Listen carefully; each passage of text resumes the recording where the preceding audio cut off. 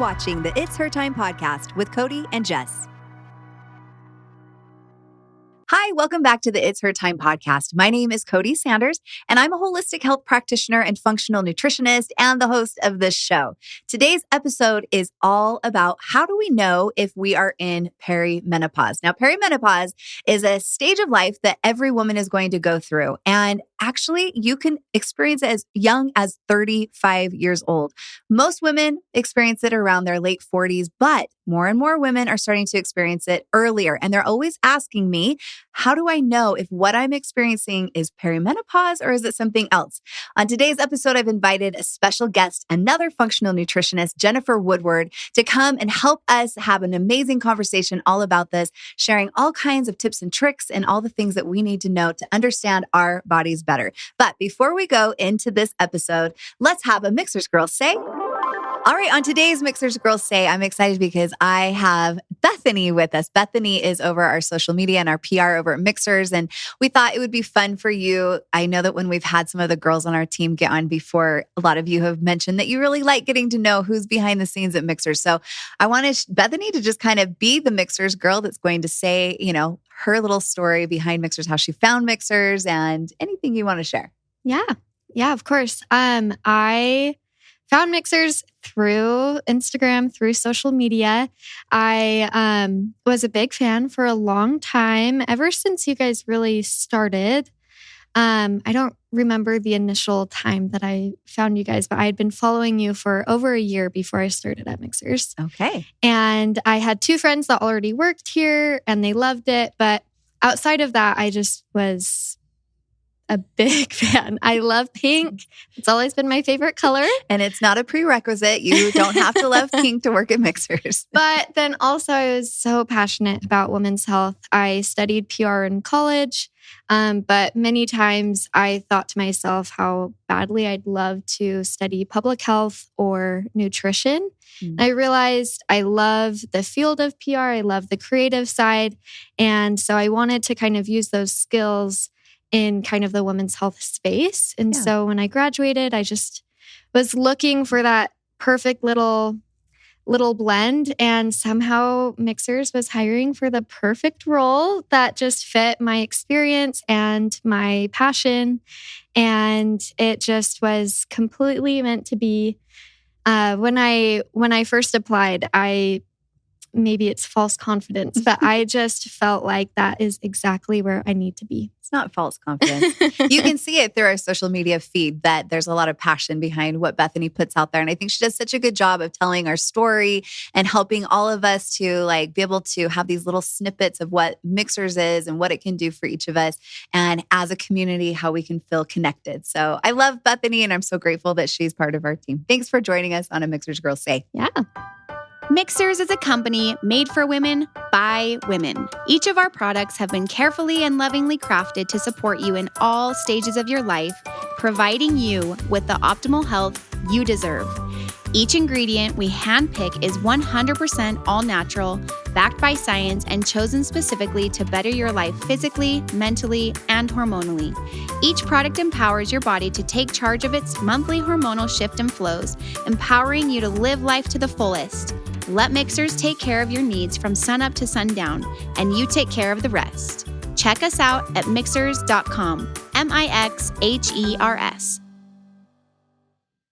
All right, Jennifer, I was able to introduce you to the audience in our intro, but I'm so excited for the girls to just hear your voice and hear a little bit about you and why you are so passionate about teaching women about their hormonal health and about nutrition and all the things. So say hi to the audience. Hey, everybody. So good to be here. Cody, thank you for having me. This is one of my favorite topics, so I'm super excited to dig in. It's going to be good. It's going to be good. So you're a functional nutritionist as well. Yeah, not just a functional nutritionist, but you've got a big role that you play, right? You want to tell the audience a little bit about your qualifications, your background? Yeah, for sure. So I have been a functional diagnostic nutrition practitioner since 2016.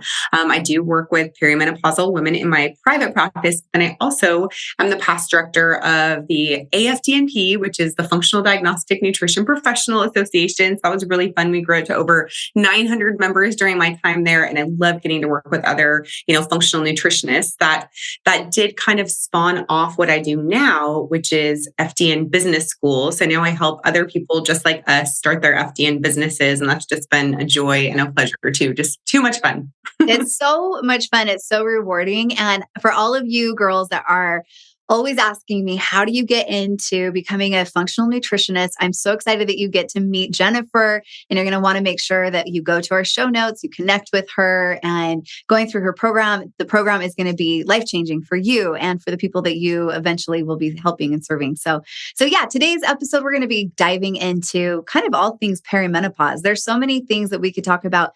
There's so many things that I feel like a lot of women either misunderstand or they have never been told anything about perimenopause. So let's just get into it, because I feel like the first thing we should address is, how do we even know if we are in perimenopause?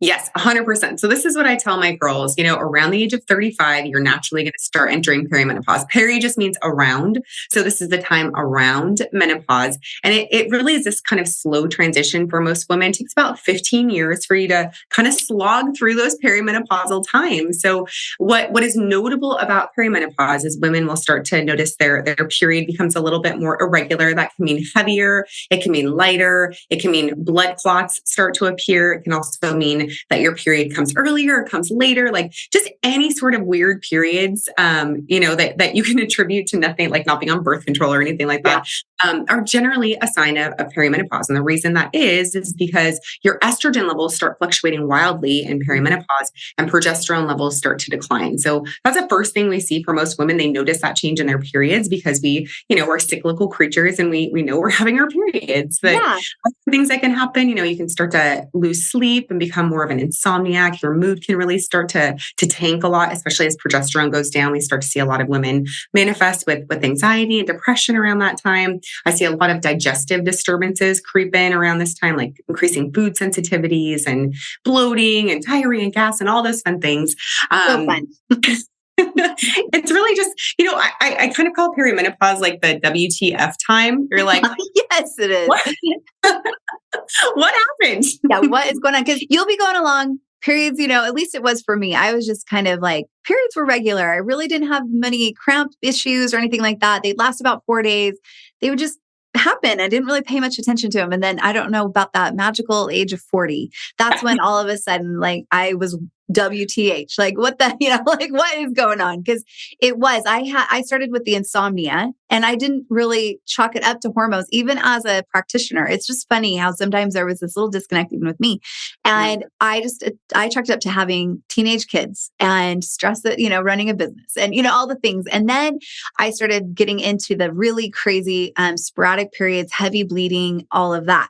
And that's when I started going out and looking for help for myself as well, because I wanted to see, like, I can't live like this. This is not okay, and so, yeah, I feel like there's a lot of women that are out there that are all of a sudden now having these crazy symptoms that they haven't necessarily maybe been experiencing previously. And so it is kind of obvious that there's something changing. We often call perimenopause like reverse puberty, right? And so it's kind of similar, right? It's like how we entered into this life of having a period and now it's our phasing out of it. But yeah, it can be disruptive and it can be really frustrating. And I think that a lot of us are told that, well, this is just that stage of life. This is what it's like. And so this is why I love having these conversations, because I know for me, I was like, rip out all of my female organs right now, because I cannot do this every single month. Right.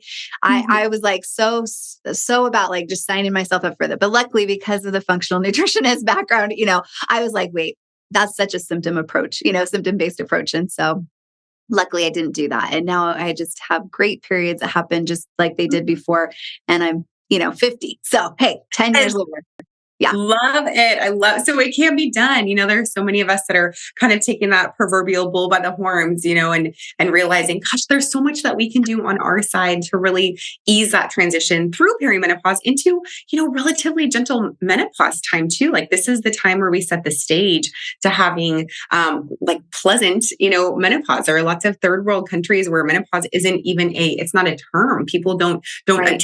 it as such because women just so easily, slide through that time where they have that sensation of menstrual cycles, and it's just normal and it's easy. That's how it's meant to be. And I don't think I knew that, for a long time. I wasn't raised knowing that. My mom had a hysterectomy as a young 40-year-old.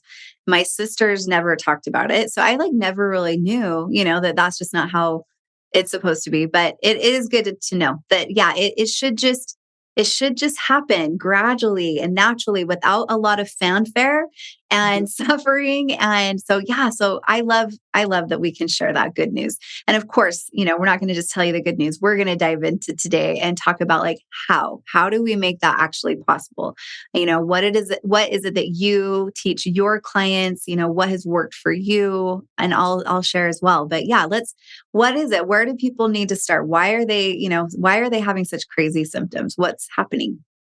Yeah, I think you hit the nail on the head too, that we just aren't informed. Even from the time I remember being in fifth grade and having the sex talk at school, and everyone's like, is my mom going to let me come to school today? It was this hush hush thing. It was 2 hours and then it was done. And that's all we got ever. So, women just kind of naturally, we power through things uninformed, doing the best we can. And so many of us we're taking care of families, we're working, we're taking care of our parents, we're doing so many things, being all things to all people. And that's one of the reasons my theory is, and so many of our theories, is that perimenopause tends to be more of this Western issue for women because we go so hard and so fast and so long, and the body just doesn't have time to rest. We're stuck in that fight or flight sympathetic nervous system overdrive when really the body needs a sense of relaxation and balance. So what is the first thing I do with clients? I really try to get them over to that parasympathetic nervous system state where they can rest and digest, because those are two things that tend to fall by the wayside during perimenopause. Your rest, or it manifests as insomnia or night waking for a lot of women. And then that digest part, they can't digest their food anymore. A lot of women stop eating meat. They stop eating healthy food because they're just too busy, and food doesn't sit well in their stomach at all. So it's really that focus on that stress management part, the calming of the HPA axis that I work on first and foremost with clients, even before we dive in necessarily to the nutrition part. So yes. Yeah, that's a good place, I think, for a lot of women to start because it's free.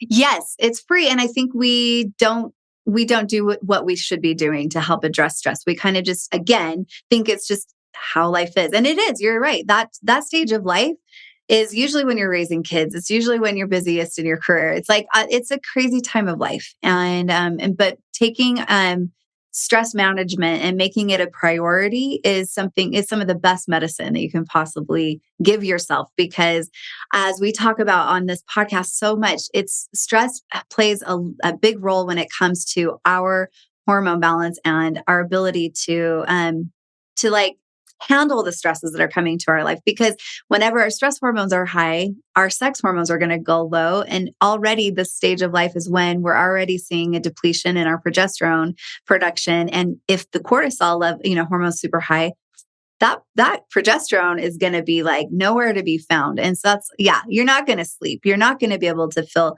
like your moods are stabilized. You're not going to be able to feel any of that if your progesterone's not where it should be.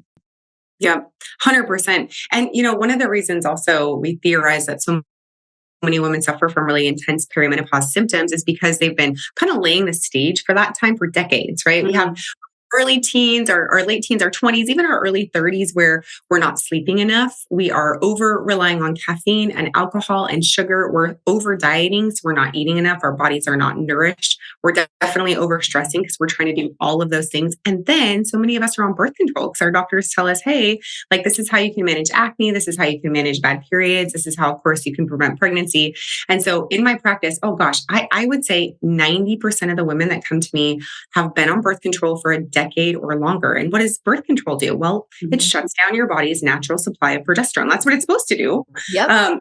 I wish it didn't, but that's what it's supposed to do. And so we've got, decades, years, decades of like progesterone suppression. So the body's not making progesterone at all. And then we enter into perimenopause when that progesterone is naturally going to decline anyway. So we have kind of decades of what's referred to as estrogen dominance, too much estrogen.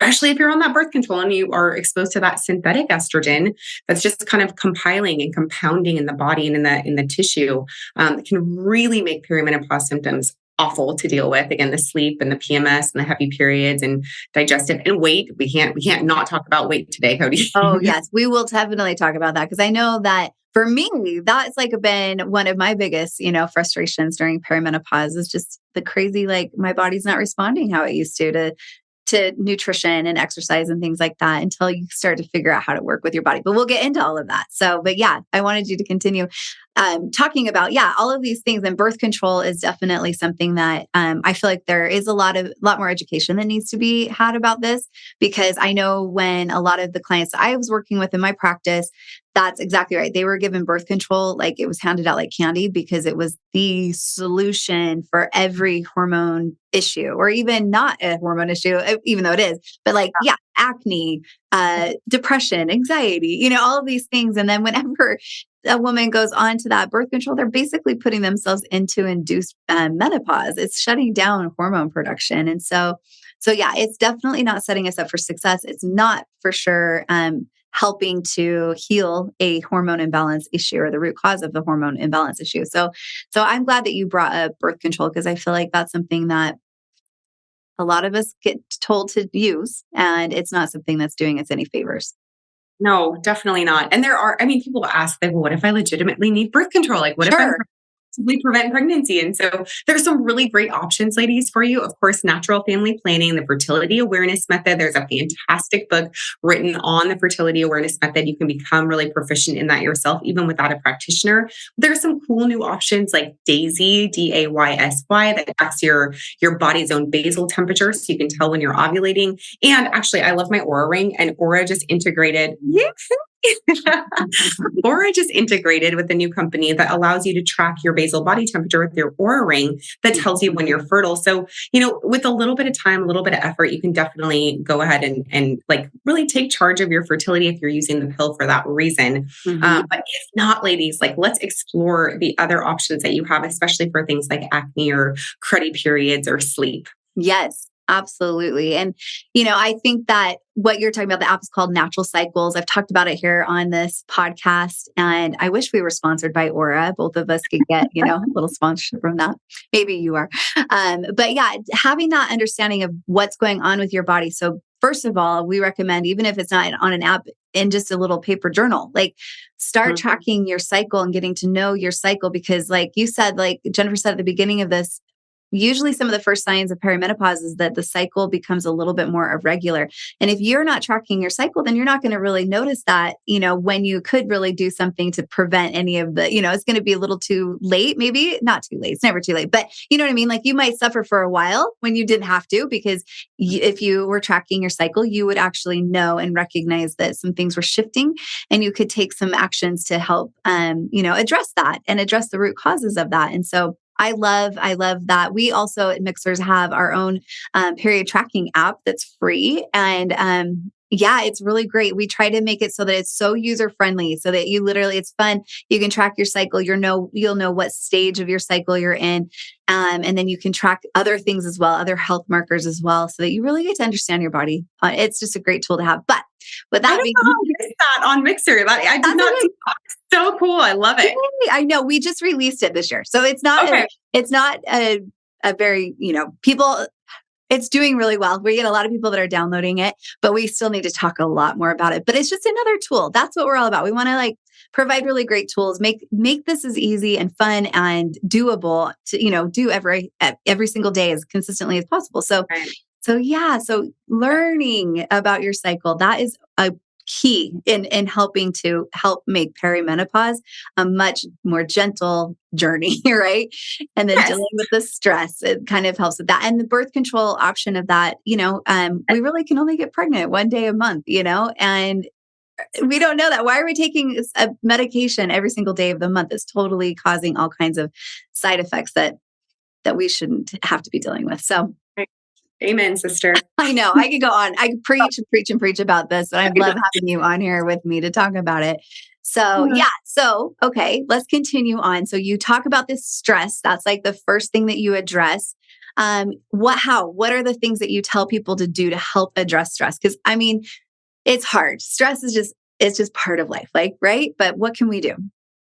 Yeah, and we should be able to handle our stressors really. Like he's not a doctor. Ari Witten has a really great course on increasing cellular energy, increasing ATP. And in the course, he talks about the fact that we are made stronger by being exposed to stress, right? We all know that, Yes.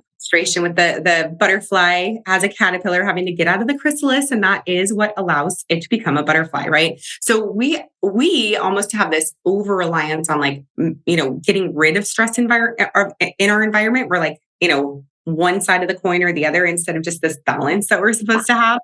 And so being exposed to stress is not a bad thing. And I remember starting off as a practitioner, I would try to remove stressors from my clients' life. I just want to take care of them and mother them, be like, well, not do that, or can we get rid of that? And what, that is not sustainable. And I realized that really quickly with my clients is that we're all exposed to stressors. So instead of trying to get rid of the things that you can't control, drill down on and focus the things that you can control. So I have a couple of different things I do with my clients to really manage stress. The first one is to get enough protein. So I have my clients get 100 grams or more of animal protein every single day. This provides the raw materials that our bodies need to become more resilient to stress. It'll give us our amino acids. Those build our neurotransmitters, serotonin and dopamine. If we're getting good high quality animal fats too, then that's going to build our steroid hormones like progesterone and cortisol and estrogen. So really, getting diet dialed in, it's going to be the first way that we can manage stress. And studies have shown that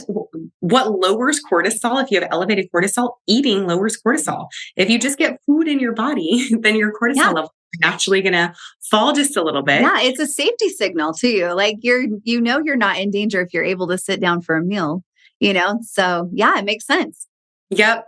And that's, one of the things I'll do with clients first. A lot of my women will come to me, they're in perimenopause, they're trying to lose weight. So they've been trying to intermittent fast and it worked for them for a period of time. And then it stopped working, lo and behold. So now they're just, intentionally, but inadvertently stressing their body every time they skip a meal or they drink black coffee, on top of skipping a meal. I'm like, oh man, you poor thing. Especially during perimenopause, right? Exactly. That phase is specifically, I did an episode maybe a month or two ago, all about the different types of intermittent fasting and when works best for women hormonally. So anyways, go back and refer to that, girls, if you are wanting to learn more about what Jennifer's talking about here. I love that. I love it. So that's one thing we'll kind of work on is just diet and meal timing, getting enough food. So many of our women will come to us and they've just been functionally starving for so long, just not eating enough food, not eating enough carbs or calories. So getting them nutrition is a good way to manage stress. Now, other active ways to manage stress, I have my clients take a natural body break somewhere around 10 a.m. and 2 p.m. That's usually if you're at an office or you're at your house kind of, wandering around, that's when you're going to reach for coffee or sugar generally because the body's natural circadian rhythms are a little bit lower during that time. So instead of, a venti latte at that time, I just have my clients set their timer, go outside for 5 minutes, rain or shine, just getting outside away from screens, getting outside away from the stressors of your home or office can be really, really helpful for resetting the nervous system and managing that stress. Now, bonus points, if during those 5 minutes, you can do a little bit of deep breathing or box breathing. So I'm a huge fan of breath work, huge fan because it's free and you can do it anywhere. I work with a lot of busy professional moms and I'm like, girl, if you're in the potty at work, you can do some box breathing. You hear them in the stall. Yeah, but go girl. That's exactly so good. Yeah. Yes. So just again, not getting rid of the stressors, but actively managing your stress during your normal day anyway. So box breathing, deep breathing, outside time is huge. I have my clients, in my private practice, we'll dive deep into what they had to do before they were adults. What did you do before you had to adult all the time? So, clients will say, I used to love to read. I used to love to paint. I used to love to do crossword puzzles or embroider. I'm like, well, when did that stop? And how can we get it back in your schedule? Because if you don't have that mental break, that kind of thing that transports you away from your day-to-day, becomes really hard to live the day-to-day, right? It's so true. It's so true because I know we are nutritionists and we love to focus on the food, but there's so many different parts of life that nourish us. And when we are not getting those types of things that feel good to us, that cause us to feel at peace, we can be deficient in those types of nutrients as well. And so I do think that, tapping into our creativity, our downtime, the things that feel like fun and play, again, is another safety signal that makes a huge difference. Love that term, this safety signal term. That is so great. Because again, at the beginning, we were talking about like, how do we get out of fight or flight mode into rest and digest mode? Like that safety signal is what brings you back into balance. So ways that you can activate that during the day can be really, really helpful. Now that's during the day. Then I have at night, my favorite intervention. And like my family does not mess with me on this one. My Epsom salt bath. Oh yeah. Like I will start running my Epsom salt bath slowly while I'm doing dishes and cleaning up from dinner, and maybe even like running a kid to practice, because I'll just literally run my bathtub really slow. 2 or 3 cups of Epsom salt. So, I'll put in like my hormone balancing oils or some lavender or eucalyptus if I'm not feeling great. And I will get in that tub and soak for, a good sometimes 10 minutes because it's really hot, but like 20 or 30 minutes if I can. And that's like the time where I'm not on my phone. I am not, thinking about work. Sometimes I take a journal in with me and kind of like brain dump things that I have to do the next day, things that I was worried about today. I'll put on my Asian Zen spa meditation station on Pandora and just kind of let the day go. Because if I don't, I sleep well. So that's an active way to kind of manage that evening stress and really get a better night's sleep, because studies show that our body temperatures have to drop by an average of 2 degrees for us to be able to get into deep sleep. So artificially elevating it, with your bath and then dropping your body temperature before sleep can be a really good way to kind of bring on sleep naturally. Oh, I love that. Doesn't that just sound so amazing, girls? I feel like we deserve it. We deserve to have that little Zen moment. It's hard sometimes to put ourselves as a priority and make that time. So good for you, Jennifer. I think that's super inspiring, because I think that if we did even just 10 minutes, like what a difference it makes. And then getting that really good restorative sleep. I mean, nothing sets you up for success better than a good night's sleep. I mean, it's so imperative. Like we have to get better at our sleep. It's important. Yes. So true. And I'll tell you, Cody, like it's not easy. I have 4 kids. I have 3 teenagers. Yeah, they are busy girls. Yes. Any mom with teenagers knows, like, when do your kids want to talk? Well, they want to talk at nighttime. They come in, they're all bouncy and happy at 10:30 p.m. So I also want to watch a show with my husband and, do things around the house. So I'm not saying it's an easy choice to make all the time. And I'm not saying that after I get out of my bath, I never do anything else, but I will say prioritizing that most days is a really helpful tool for me to manage my stress and get better sleep. I love it. I love it. I know it might not happen every night, but I think that when it can, it's well worth the effort to try to make that happen. And, I'm the same thing. I have my little rituals that I try to do during the day just to be able to, again, use that term again, but to provide safety signals.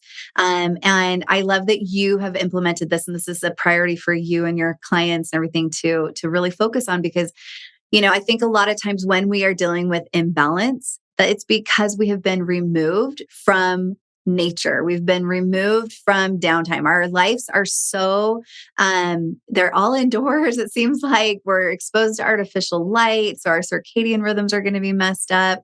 And even though we don't even think about maybe all of those things being a source of stress because we're just so used to it, our body is thinking that it's stress. Our body is feeling that stress. And so it's making it very hard for us to get into that parasympathetic, nervous system state, because we're constantly being exposed to these stressors that maybe we're not even realizing are causing our body to not feel like it's safe or not. And so doing these things, the breath work is something so easy. I love the bathroom stall idea. I think that all of us will start doing that. We should put little signs on the stall to remind each other to do the breath work. But, the breath is so easy. We breathe all the time, but we're shallow breathers. We oftentimes live right here. And that, again, is sending a signal to our brain that there's something that we're nervous about.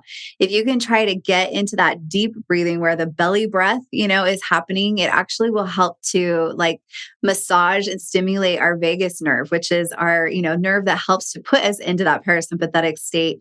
And it's so great. So the breath it's so great. The mind will tell the body what to do, but it's the breath that tells the mind what to do. So don't discount. Yeah, don't discount the power of just some deep breathing.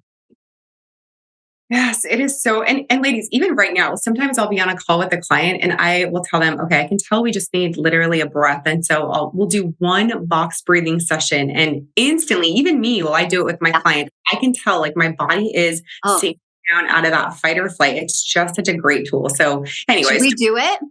Let's do it. Let's do it together. Do you want to guide us?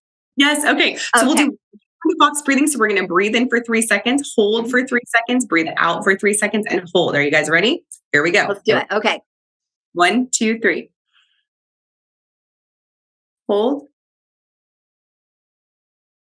Breathe out. Hold. That's it. It's so good. So easy. Mm-hmm. I love it. Thank you. Calm down.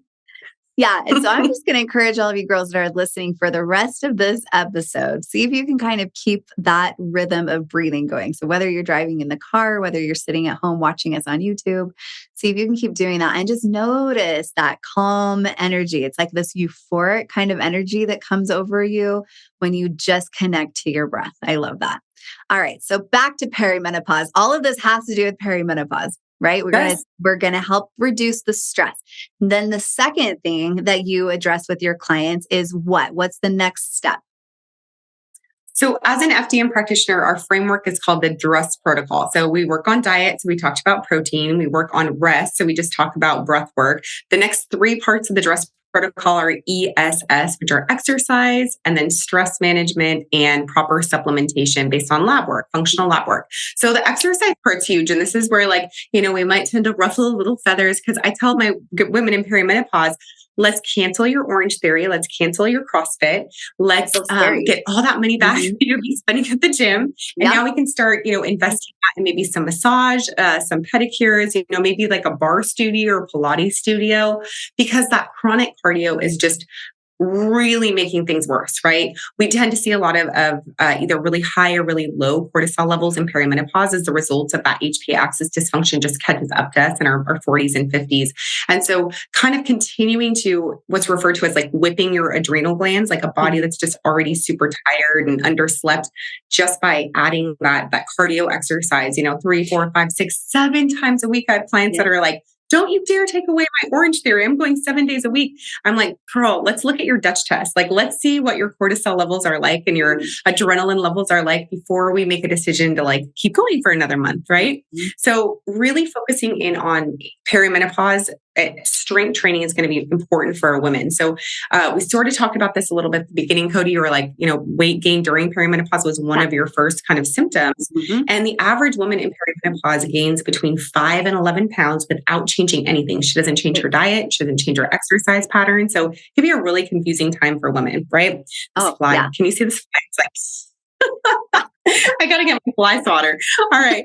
So what I tell my clients is that we really just want to focus on, number one, getting 10,000 steps a day outside. Bonus points for being outside. Treadmill's fine, but really being outside is helpful for so many reasons, right? Research shows that nature walking actually reduces depression, reduces anxiety, and calms cortisol levels. So even just to walk around your block can be really helpful, but that aggregate 10,000 steps a day or more is helpful for mood and weight balance. Then we also want to get rid of, some of that just cardio pounding. Joints and muscles will start to break down in perimenopause too, as the body becomes more catabolic.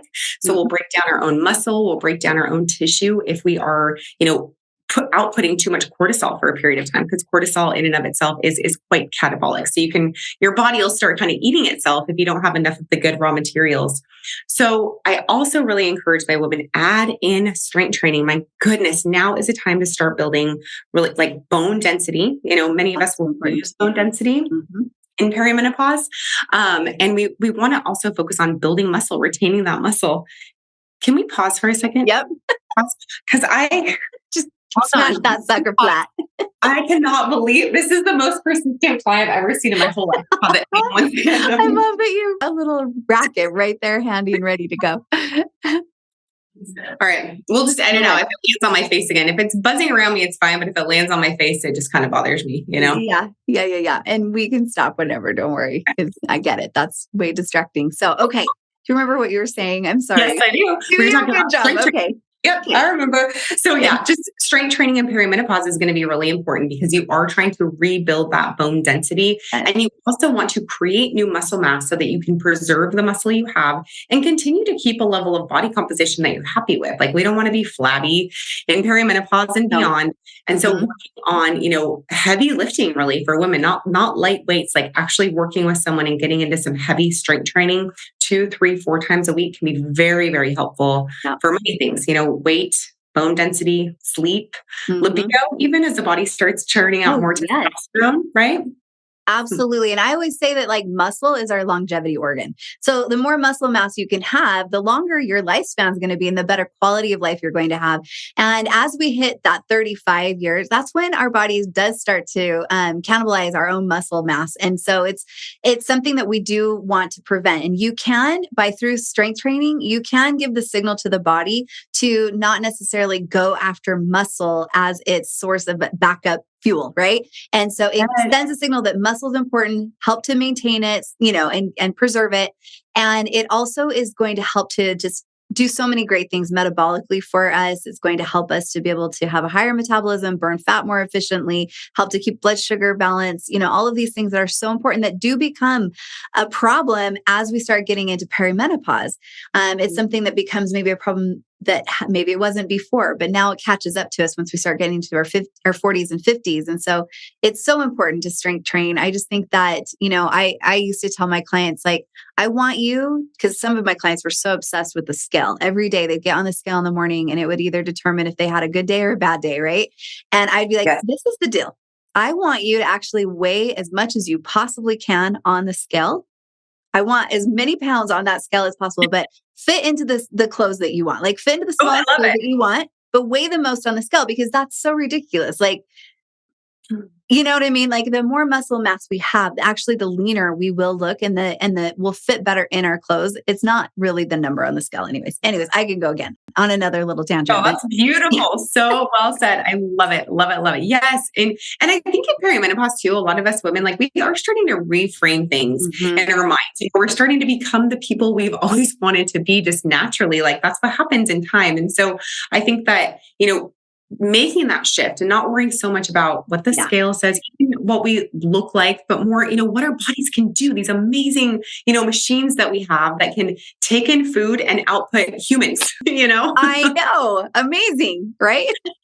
Yes. And so just to celebrate that time of being a woman and getting to do all the things that are inherently feminine, right? Like giving back and nurturing and, taking care of things. Like this is what we excel at doing by nature. And so feeling good in perimenopause, really feeling better than you felt in some time, really equips you to do the things that you would naturally be doing anyways, taking care of your family, being the best you can be at work as an employee or employer or business owner, a homeschool mom, philanthropist, whatever you are, like, dialing in a lot of these things that we're talking about today will make you excel and feel good at what you're doing.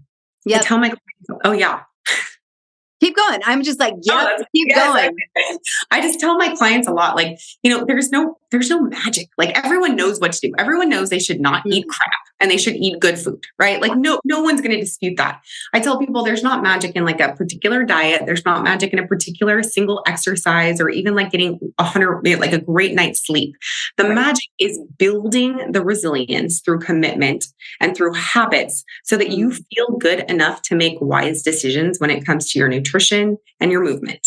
And that is it. Like, that's why I think it cuts through a lot of the noise that's out there right now in the health space where everything's so like fad driven and so bright and shiny. Like my objective is not to follow those fads. My objective is to get you feeling so good every single day that you make the right choice for you.